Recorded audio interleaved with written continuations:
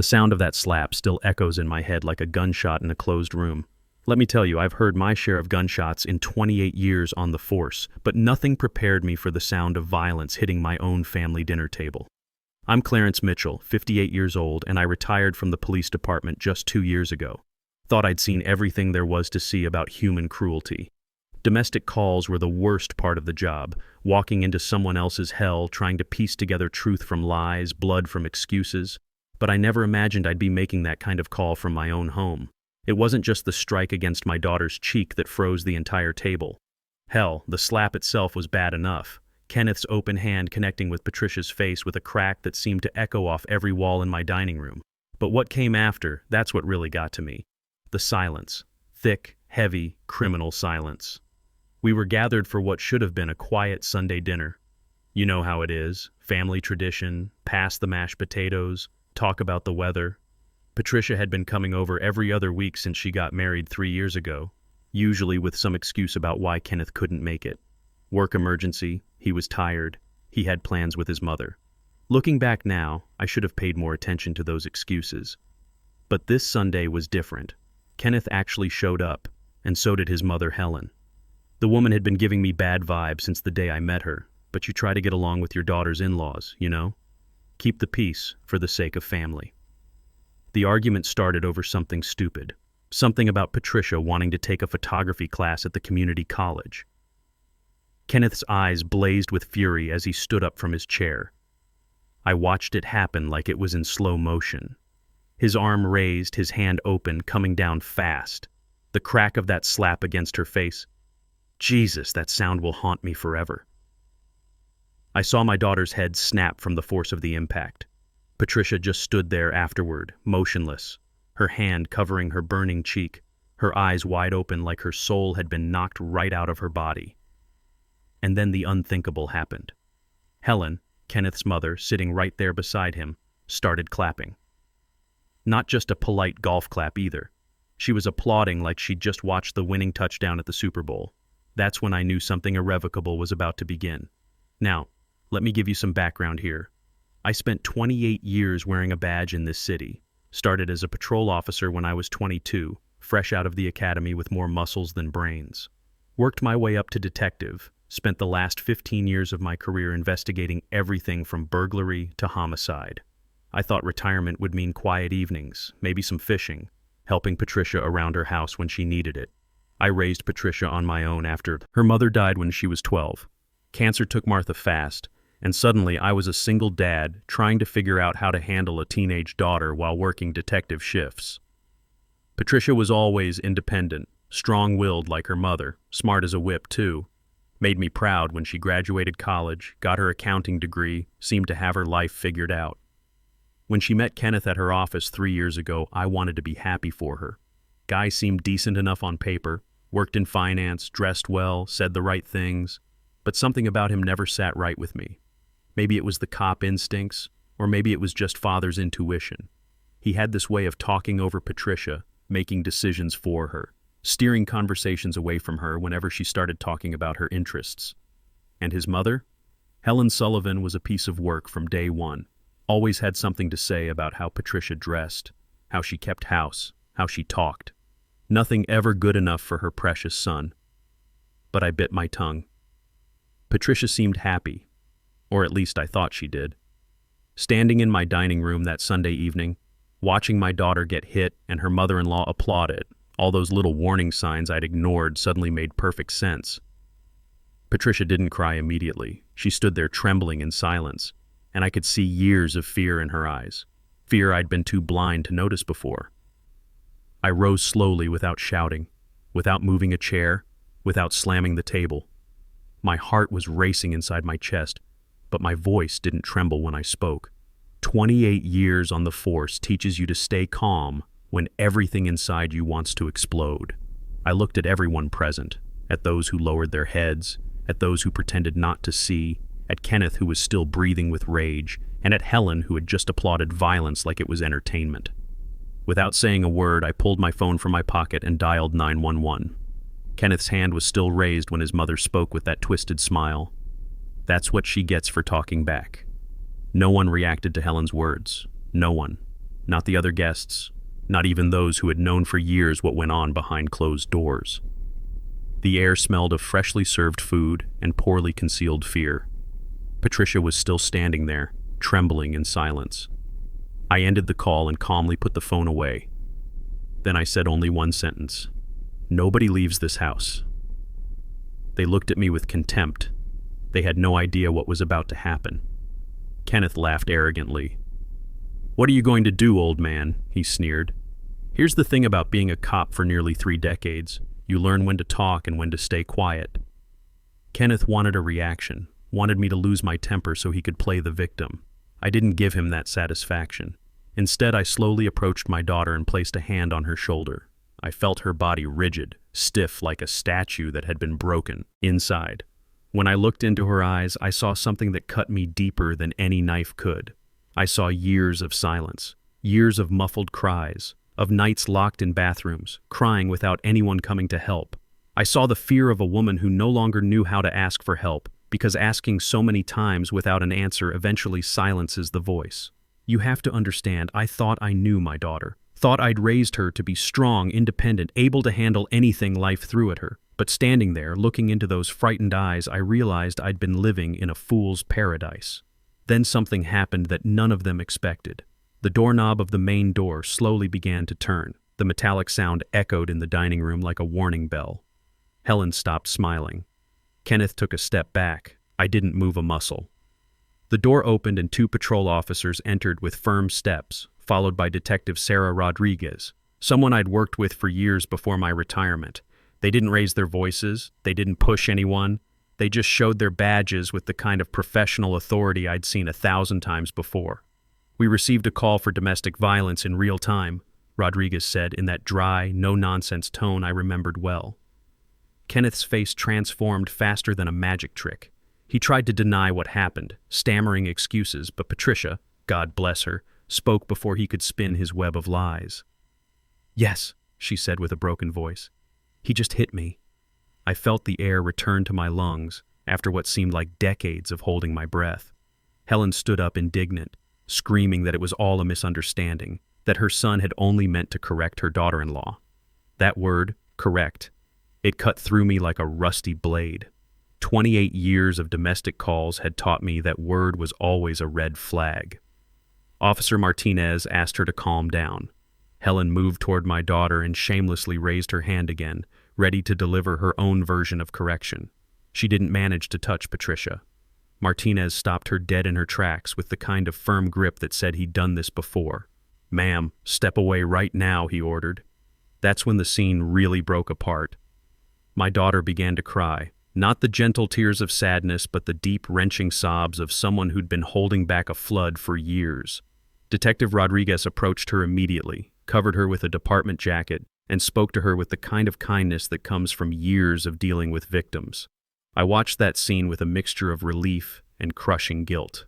Finally, someone was listening to Patricia without interrupting, without judging, without minimizing what she was going through. But where had I been? How had I missed the signs? Let me tell you something about being a father. It's the hardest job you'll ever have, and you're always flying blind. When Martha died and left me to raise Patricia alone, I thought my biggest challenges would be teenage drama, dating advice, and college tuition. I never imagined I'd have to learn how to spot the signs of my own daughter being abused.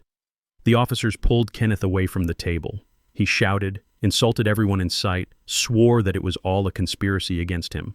Nobody believed his performance. The slap was still visible on Patricia's face, red, marked, undeniable evidence that couldn't be erased or explained away. His mother was crying now, but not for my daughter. She was crying for her son and for the control she was watching slip through her fingers like sand. Detective Rodriguez looked at me with recognition. "Clarence, did you make the call?" I nodded. "Yes, and it wasn't the first time I should have." My voice came out low, tired, but firm. She asked me to give a statement later, and I accepted without hesitation. I knew there was no turning back from this moment. As they took Kenneth aside to question him, Patricia collapsed to her knees in front of me like all the strength had just drained out of her body. "Forgive me, Dad," Patricia cried, her voice breaking like glass hitting concrete. "Forgive me for not telling you anything." I bent down with difficulty. My knees aren't what they used to be after all those years walking beats and climbing stairs, and hugged her with whatever strength I had left. There were no reproaches in my chest, just an old guilt that had been eating at me for longer than I cared to admit. Helen, seeing that she no longer had control of the situation, started screaming that I was a meddler, that I had destroyed her family. The woman's voice got shriller with every word, like a tea kettle left too long on the stove. I approached her calmly. You know what 28 years on the force teaches you? How to stay cool when everyone else is losing their minds. No, ma'am, I said, looking her straight in the eyes. Your family destroyed itself when you applauded a hit. She didn't respond. Her gaze just drifted away from mine like she was looking for an escape route that didn't exist. That night, while the officers took statements, I knew that no meal would ever taste the same in my house. The table was still set, the dishes still warm from the oven, but we weren't the same people anymore. A truth had been exposed on that wood, a truth that had been hidden for too long beneath tablecloths of appearances. When they finally escorted Kenneth away, Patricia clung to my arm like she used to do when she was 7 years old and thunder scared her. I felt the tremor of her body run through mine, and I understood with painful clarity that the single call I'd made had changed the course of many lives. But here's what I also knew.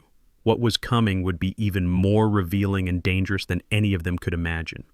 See, that call hadn't been just an impulse. It had been the first move in a game where I finally understood the rules. Detective Rodriguez stayed behind after the patrol cars left. She and I sat in my kitchen while Patricia tried to rest on the living room couch. Clarence, Sarah said, keeping her voice low. In all the years we worked together, I never saw you make a call like that. Never had to, I replied. But I should have made it months ago. She pulled out her notepad, the same kind I'd carried for decades. Tell me what you've been seeing. Not just tonight. Before tonight. That's when I started putting together pieces I'd been ignoring. The way Patricia always wore long sleeves when she visited, even in summer. The way she'd cancel visits at the last minute, always with some excuse about feeling sick or Kenneth needing her for something. The way her personality had changed over the past 2 years. How she'd become quieter, more cautious, always checking her phone like she was expecting bad news. She used to be fearless, I told Sarah. When she was growing up, she'd climb the tallest trees, ride her bike down the steepest hills. After her mother died, she became the strong one in our house. But lately she's been afraid, Rodriguez finished. Yeah. And I told myself it was just marriage adjustment, you know? New responsibilities, learning to live with someone. But deep down, I knew something was wrong. Sarah closed her notepad. Clarence, I need to ask you something, and I want you to think carefully before you answer. Has Kenneth ever asked you for money? The question hit me like a cold slap. Several times, always emergencies, car repairs, medical bills, business investments that fell through. I probably gave him close to $15,000 over the past year. And Patricia knew about these loans? I thought about it, some of them. But now that you mention it, there were a couple times he asked me not to mention it to her. Said he didn't want to worry her about finances. Rodriguez leaned forward. Clarence, I'm going to be straight with you. This might be bigger than domestic violence. When there's systematic control and financial manipulation, especially with a mother who's this involved in supporting the abuse, we often find other crimes. What kind of crimes? Fraud, money laundering, identity theft. Sometimes the victim gets used as a front for transactions without knowing it. My blood went cold. You think they've been using Patricia? I think we need to look at bank records, property transfers, loan applications. And I think you might want to go through any paperwork Patricia's left here over the years. After Sarah left, I couldn't sleep. I kept thinking about all those emergency loans, all those times Kenneth had seemed desperate for cash. I thought about how controlling he was with Patricia, how his mother always supported that control. Around 3 in the morning, I went down to my basement office where I keep old files. I started pulling out every document Patricia had ever left at my house. Bank statements, insurance papers, tax returns from when she'd filed jointly with Kenneth. What I found made me sick to my stomach. There were property transfers in Patricia's name that I'd never heard her mention, not just 1 or 2. I'm talking about 7 different real estate transactions over the past 18 months. Houses, commercial properties, even a small apartment building, all signed with her name, all with signatures that looked like hers. But here's what really got my attention. I knew for a fact that Patricia had never owned any real estate except for the small condo she and Kenneth lived in. So, where were these properties? And why was her name on deeds for places she'd never seen?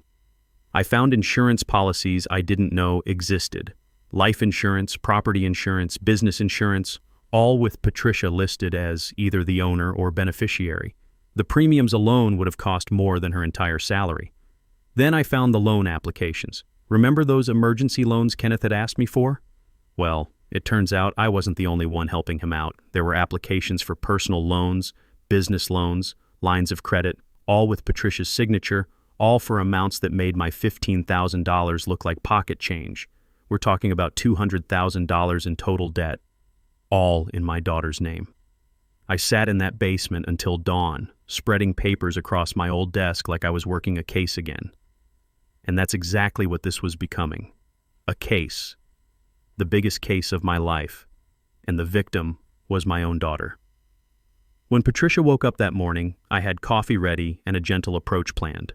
28 years of interviewing victims had taught me how to ask hard questions without making someone feel like they were being interrogated.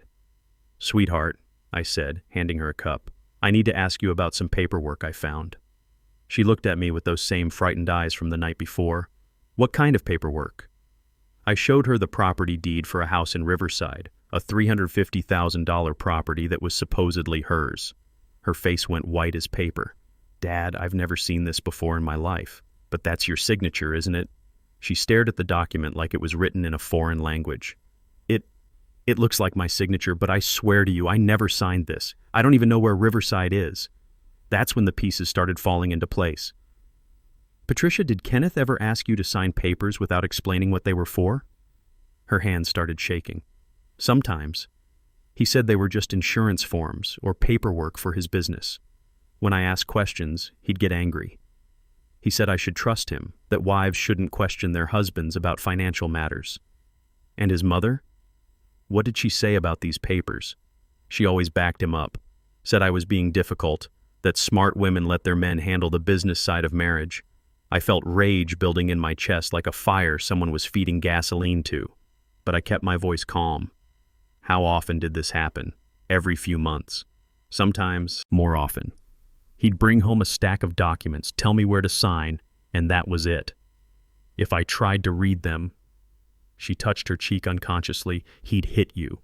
She nodded, tears starting to flow, and his mother would say I deserved it for being suspicious. Here's what I realized in that moment. My daughter hadn't just been a victim of domestic violence. She'd been a victim of systematic fraud, and the violence was the enforcement mechanism. Every time she asked questions, every time she tried to protect herself, they'd beaten her down until she stopped asking. I called Detective Rodriguez immediately. "Sarah, I found something big. Can you come over here?" She arrived within an hour, took one look at the paperwork spread across my kitchen table, and whistled low. "Jesus, Clarence. This isn't just domestic violence. This is organized fraud. Your daughter's been used as a front for what looks like a money laundering operation. How big are we talking?" Sarah started adding up numbers. "Based on what I'm seeing here, conservative estimate, we're looking at over $1 million in transactions over the past 2 years." Patricia had been sitting quietly, listening to us talk. Now she spoke up in a small voice. "Are you saying I could go to prison for this?" "No," I said firmly. "You're a victim. But we need to document everything, and we need to do it fast." Sarah nodded. "I'm calling the FBI Financial Crimes Unit. This is way beyond local jurisdiction now." She made the call while Patricia and I sat there trying to process what we'd discovered. My daughter had been turned into an unwilling criminal by the man who was supposed to love and protect her. "The Bureau's sending someone this afternoon," Sarah announced after ending her call. "Agent Morrison specializes in domestic violence cases that involve financial crimes. He'll know exactly how to handle this." I looked at Patricia, who seemed smaller somehow, like she was shrinking under the weight of what we'd learned. "Hey," I said, taking her hand. "We're going to figure this out. All of it." Agent Morrison arrived that afternoon in an unmarked sedan, the kind of nondescript car that screams federal agent to anyone who's spent time in law enforcement.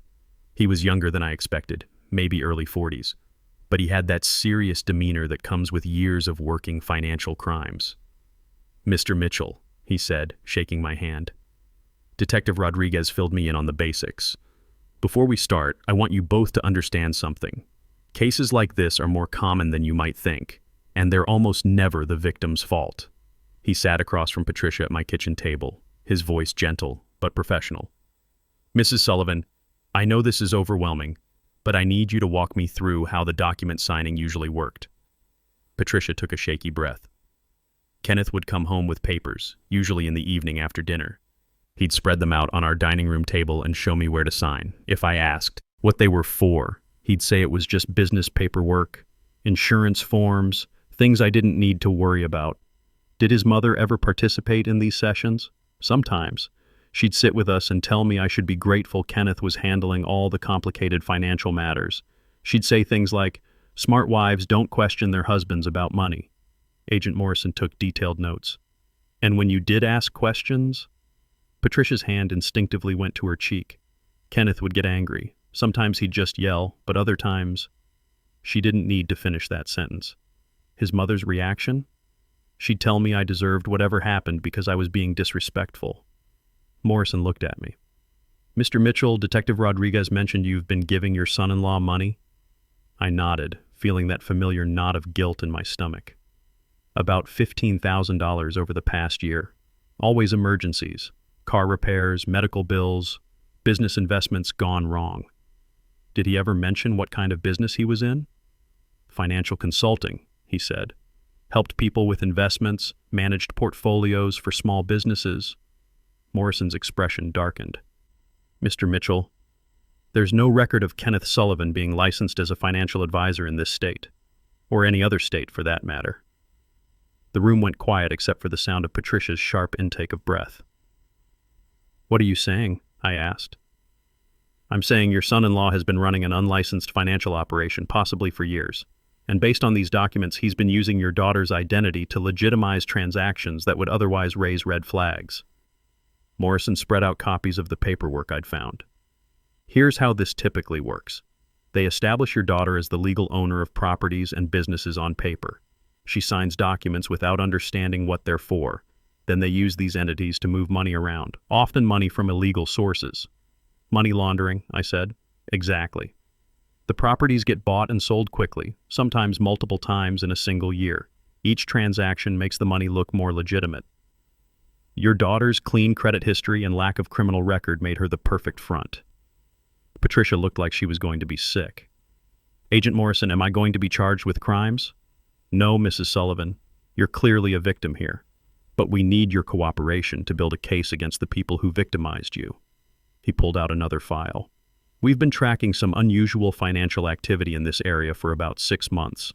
Large cash deposits, rapid property transfers, businesses that exist only on paper. Your case might be the break we needed. What about his mother? I asked. She was right there applauding when he hit Patricia. Helen Sullivan is definitely involved. Based on what you've told me, she's been providing psychological support for the abuse, which kept your daughter compliant. But I suspect her role goes deeper than that. Morrison turned to Patricia. Did Helen ever handle paperwork herself? Sometimes. She'd review documents before Kenneth brought them home. She had this briefcase full of files that she'd bring over to our house. Sometimes they'd spend hours going through papers together. Did you ever see what was in that briefcase? Once, by accident. I walked into the room when it was open. It was full of bank statements, property deeds, business and corporation papers. Helen got furious and made Kenneth move everything to another room. Morrison made more notes. Mrs. Sullivan, I need to ask you something important. Do you feel safe going back to your home? Patricia looked at me, then back at Morrison. I don't think I can ever go back there. Good. Don't. We're going to get a restraining order in place today, and we're going to start building a case that will put both Kenneth and his mother away for a long time. He stood up and handed me his card. Mr. Mitchell, I understand you have law enforcement experience. I might need to call on that knowledge as this case develops. Whatever you need, I said. After Morrison left, Patricia and I sat in silence for a while. Finally, she looked at me with tears in her eyes. Dad, how did I let this happen to me? You didn't let this happen, I told her firmly. This was done to you. There's a difference. But I could see she wasn't buying it yet. 28 years of working with victims had taught me that the hardest part isn't catching the bad guys. It's helping the victims understand they're not to blame for what happened to them. Patricia, listen to me. You were systematically manipulated by people who made this their full-time job. Kenneth and his mother didn't stumble into this by accident. They planned it, they executed it, and they used violence to keep you from seeing what was really going on. She wiped her eyes with a tissue. I should have been smarter. I have an accounting degree, for God's sake. I should have known what those papers were. You were isolated, scared, and being abused. Your brain was focused on survival, not financial analysis. That evening, Agent Morrison called with an update. Mr. Mitchell, we executed a search warrant on the Sullivan residence this afternoon. What we found is extensive. How extensive? Let's just say your daughter's case has opened up a much larger investigation. We found computers full of financial records, fake identification documents, and evidence of at least 12 other victims over the past 5 years. I felt my blood pressure spike. 12 other women? Different ages, different backgrounds, but all fitting the same pattern.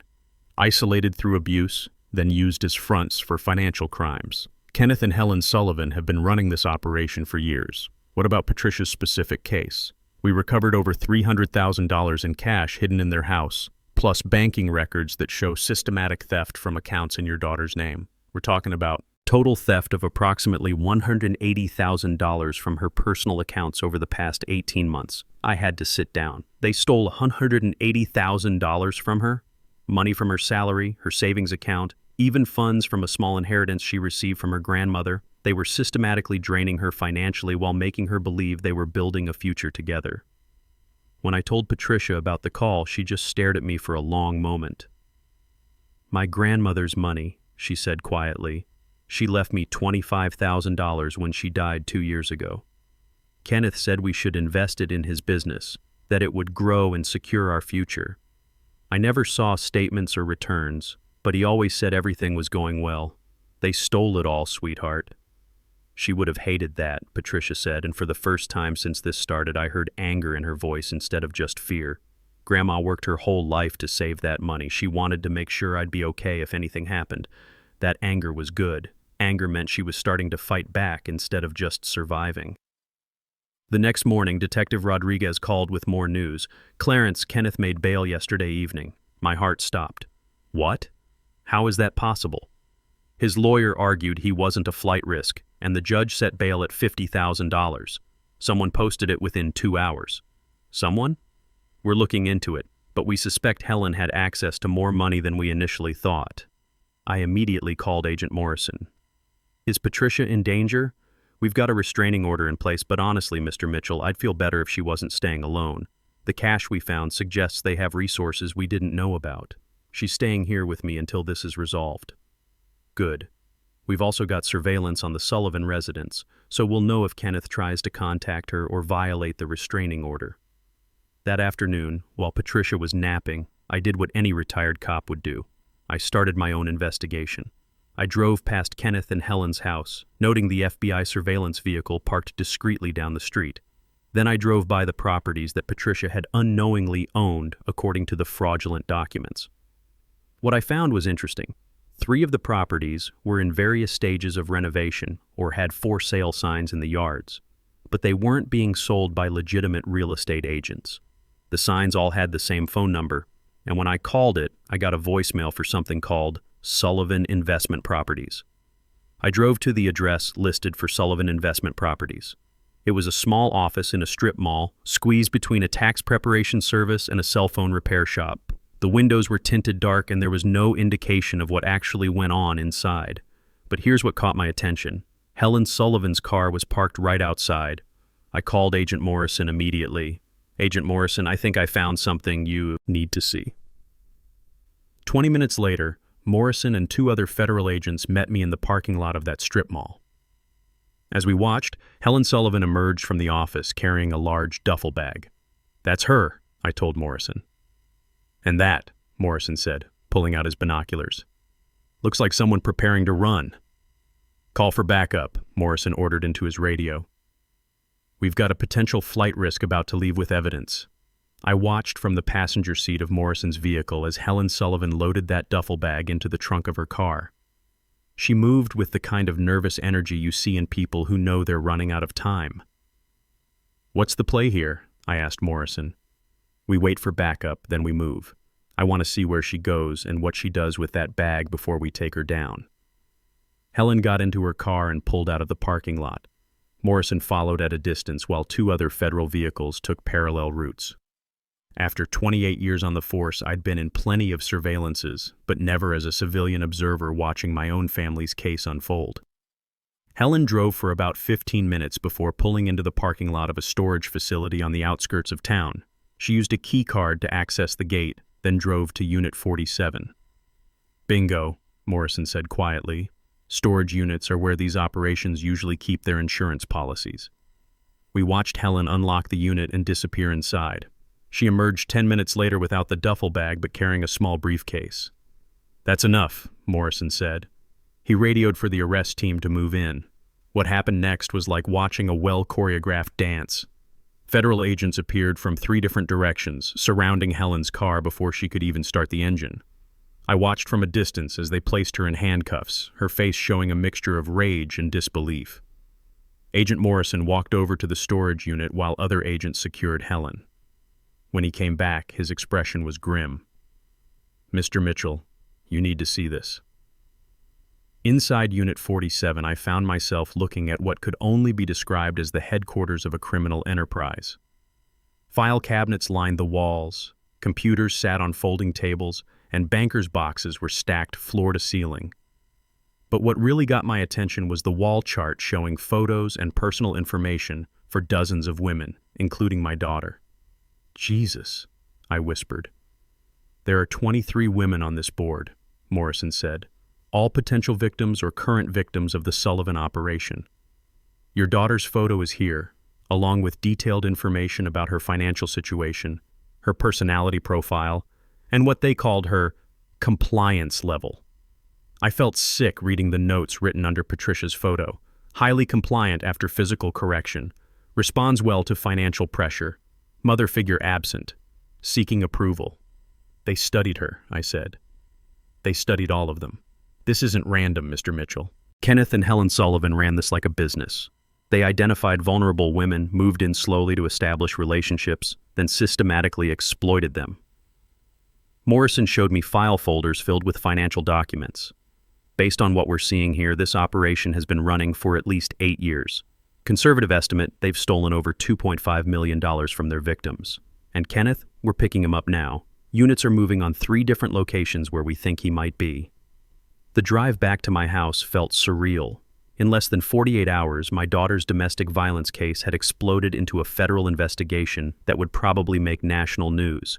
When I walked through my front door, Patricia was sitting at the kitchen table with a cup of tea, looking more alert than she had since this whole thing started.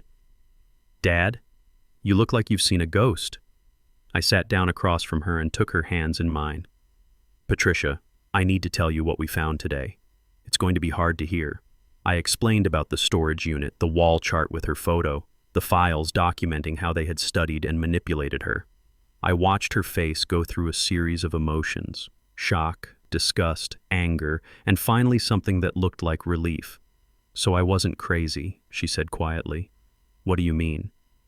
Sometimes I felt like Kenneth knew exactly what to say to hurt me the most, exactly which buttons to push to make me feel worthless. I thought maybe I was just too predictable, but they were studying you like a lab rat. She nodded. "It actually makes me feel better to know it was calculated." "Does that sound weird?" "No, sweetheart. It means you weren't weak or stupid. You were targeted by professionals." My phone rang. It was Agent Morrison. "We got him," he said. "Kenneth Sullivan is in custody. No bail this time." "Where was he?" "At the airport, trying to board a flight to Mexico. Had a fake passport and $50,000 in cash." I put the phone on speaker so Patricia could hear. "Mrs. Sullivan," Morrison said, "both Kenneth and his mother are now in federal custody. They'll be charged with fraud, money laundering, domestic violence, conspiracy, and about a dozen other federal crimes. With the evidence we found today, they're looking at serious prison time." Patricia closed her eyes and took a deep breath. "How serious?" Conservative estimate? Kenneth's looking at 15 to 20 years, Helen's looking at 12 to 15, and that's if they cooperate fully, which doesn't seem likely given that they were both trying to flee. After Morrison hung up, Patricia and I sat in silence for a while. Finally, she looked at me with tears in her eyes, but they weren't tears of sadness. "Dad, for the first time in 3 years, I'm not scared. You never have to be scared of them again. I know, but it's more than that. For the first time in 3 years, I feel like myself again." That night, Patricia slept through the night without nightmares. I checked on her around 2 a.m. and found her sleeping peacefully for the first time since she'd come home. As I stood in her doorway, I thought about that slap at the dinner table that had started all of this. The sound that had shattered our family dinner had also shattered a criminal enterprise that had been destroying lives for years.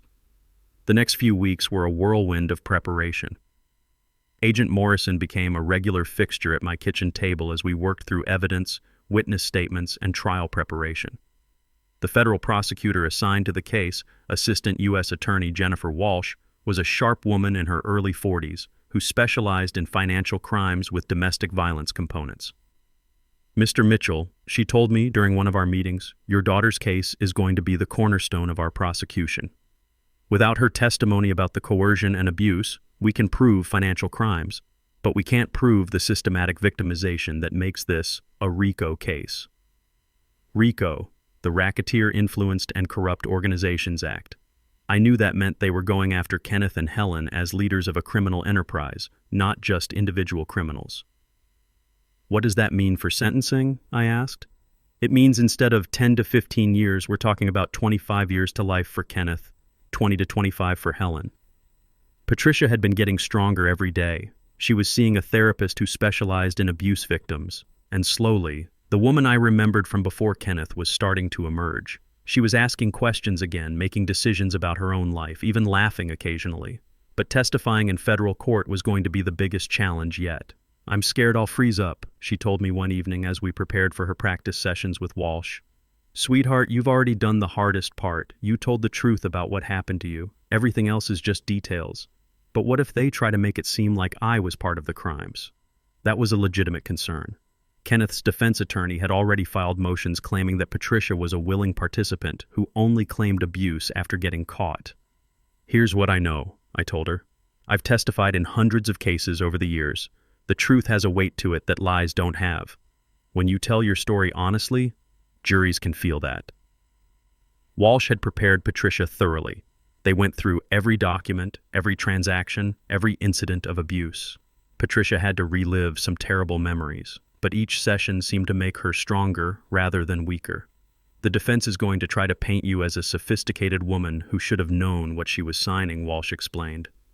"We're going to show that you were kept in a state of fear and isolation that made rational decision-making impossible.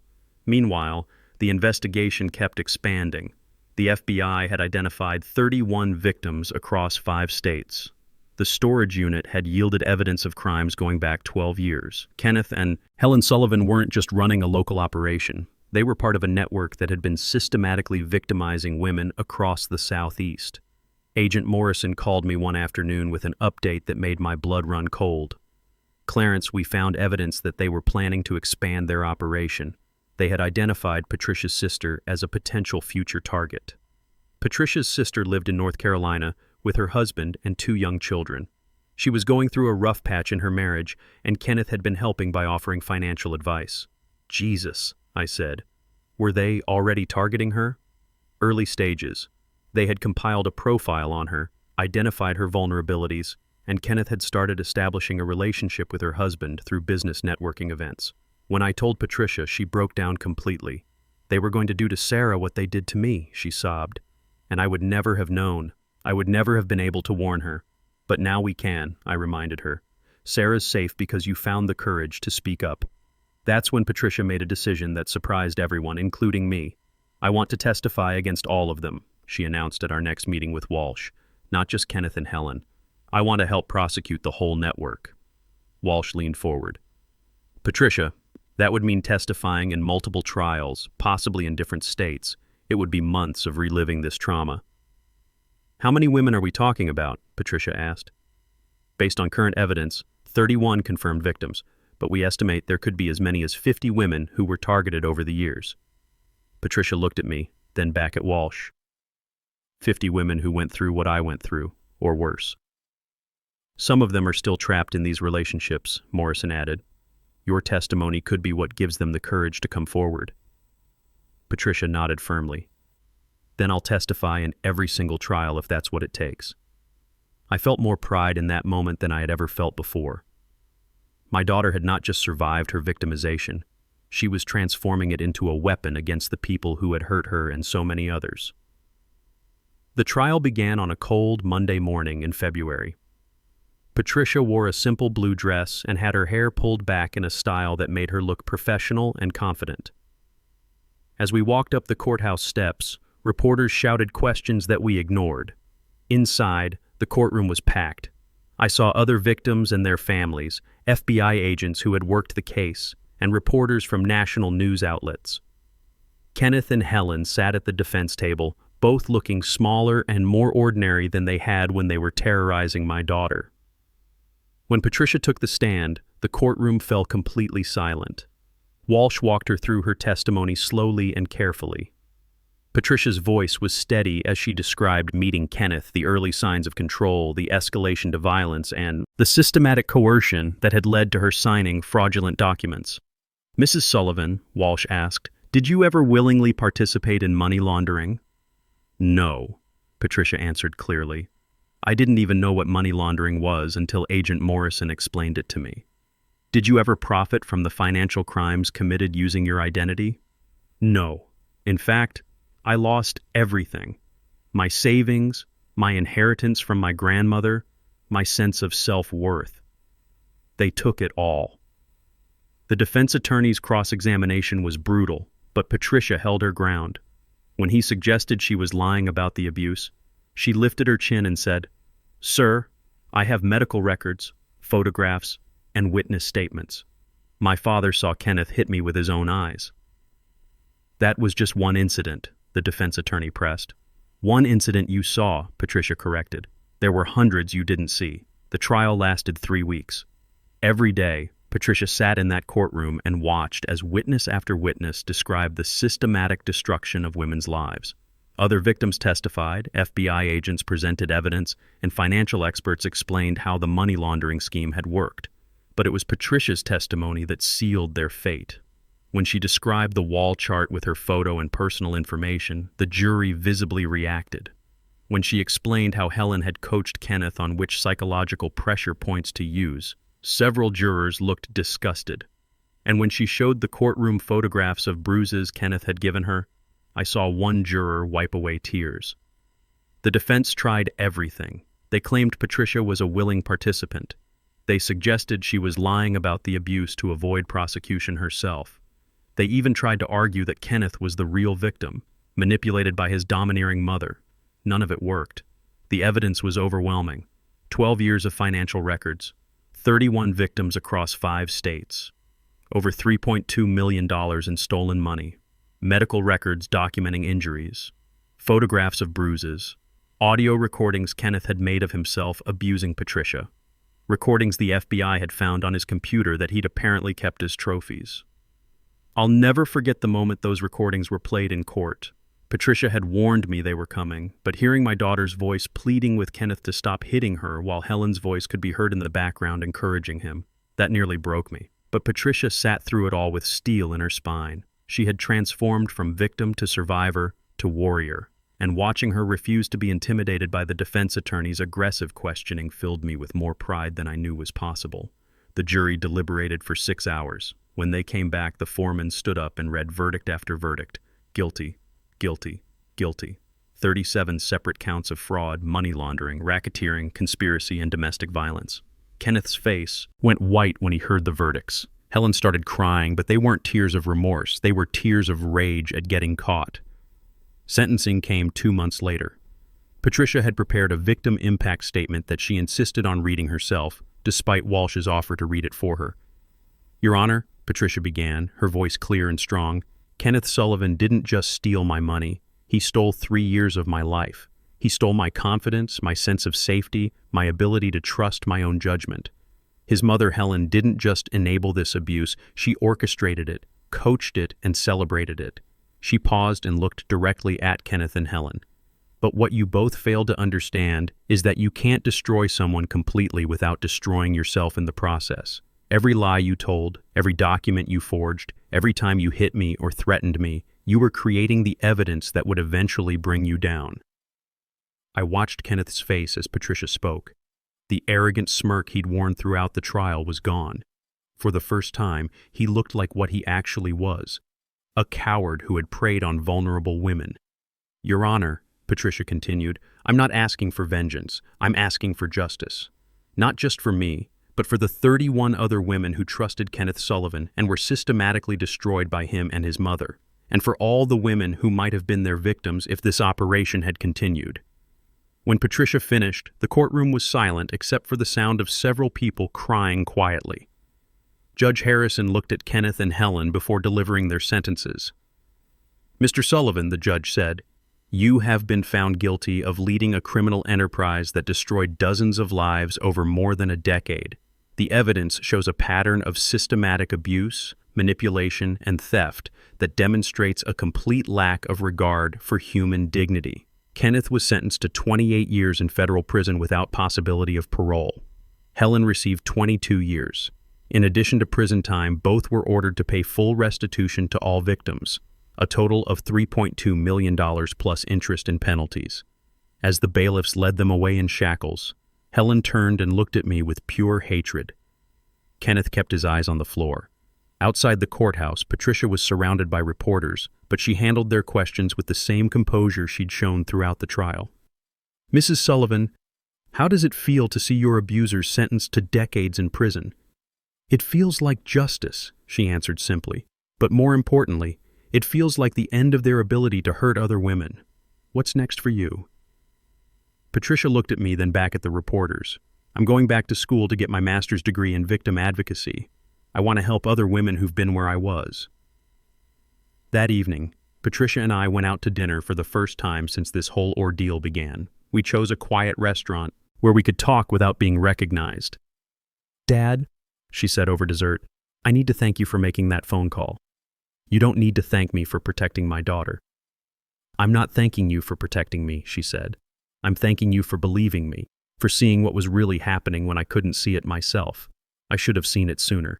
Dad, you saw it when it mattered. If you hadn't made that call that night, Kenneth and Helen would still be out there destroying lives. Maybe my sister's life, maybe dozens of other women." She reached across the table and took my hand. "You didn't just save me, you saved all the women who would have been their future victims." That night, as I watched Patricia sleep peacefully in her old room, really peacefully, without the nightmares that had plagued her for months, I thought about how much had changed since that terrible Sunday dinner. The sound of that slap had shattered more than just the silence at our dinner table. It had shattered a criminal empire that had operated in the shadows for over a decade. 2 years have passed since that night when Kenneth's hand came down on Patricia's face at my dinner table. As I sit here writing this story, I can hear Patricia in the kitchen making Sunday dinner, a tradition we started again after the trial ended. She graduated with her master's degree in victim advocacy 6 months ago, and now works for the state attorney's office, helping other women navigate the legal system when they're ready to break free from abusive situations.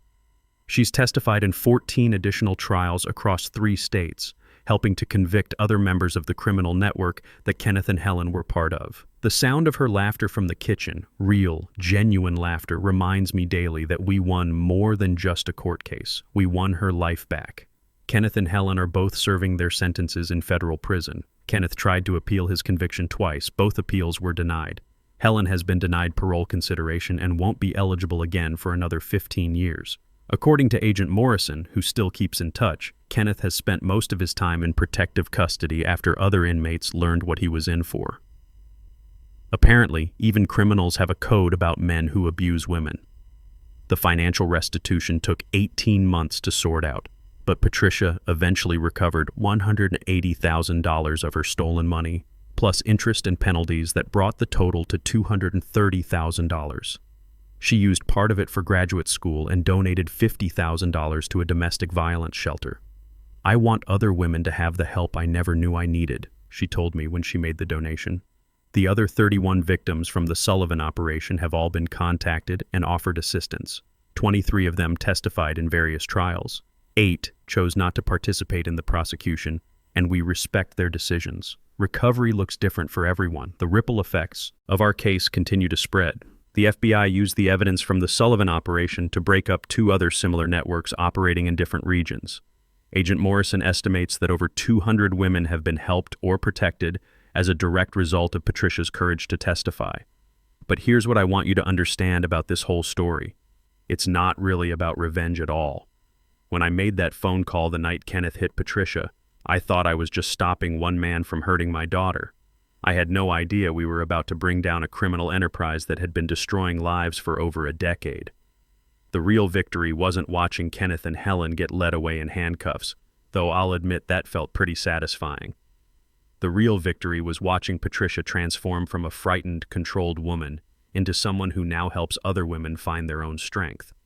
She's dating someone now, a high school teacher named David, who treats her with the respect and kindness she deserves. He knows her whole story, and he admires her for her courage rather than seeing her as damaged goods. When I watch them together, I see the woman Patricia was always meant to be. Last month, Patricia came to me with an interesting proposal. "Dad, I've been thinking about buying a house." "That's wonderful, sweetheart. Do you want me to help you look?" "Actually, I want to buy the house where Kenneth and I lived." I nearly choked on my coffee. "Why would you want to do that?" "Because it's been sitting empty since his arrest, and the bank is selling it for less than market value. But more importantly, I want to turn it into a safe house for women escaping domestic violence." The idea was brilliant.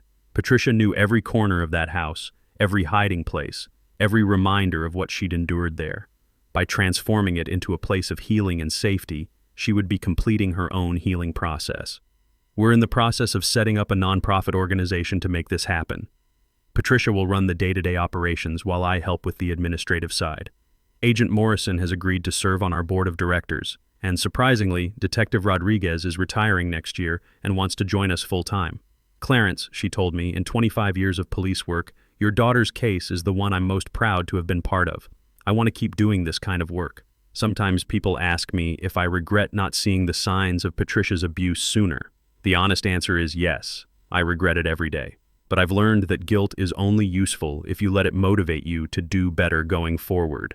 I couldn't protect Patricia from Kenneth and Helen, but I can use what I learned to help protect other women. We can't change the past, but we can change the future. Every Sunday, when Patricia comes over for dinner, we sit at the same table where this story began. Sometimes we talk about the case, sometimes we don't, but always we're grateful for the second chance we've been given. Patricia keeps a photo on my refrigerator from the day she graduated with her master's degree. In the picture, she's wearing her cap and gown, holding her diploma, and smiling with genuine joy. When I look at that photo, I don't see a victim or even a survivor. I see a warrior. The sound of that slap will always echo in my memory, but it's no longer a sound of defeat. It's become the sound that started a revolution, not just in our lives, but in the lives of hundreds of women who are now free, because Patricia found the courage to speak her truth. I'm Clarence Mitchell, 58 years old, retired police detective, and father of the strongest woman I've ever known. I spent 28 years protecting strangers, but the most important call I ever made was the one that protected my own daughter and countless others. That Sunday dinner began with violence and ended with justice. Sometimes that's how change happens. One phone call, one moment of courage, one person refusing to stay silent anymore. The echoes of that slap have become something else entirely. They've become the sound of women finding their voices, of criminals facing justice, and of families healing from wounds they never thought would close. And sometimes, when the kitchen is full of laughter and the smell of Sunday dinner, they just become the sound of home.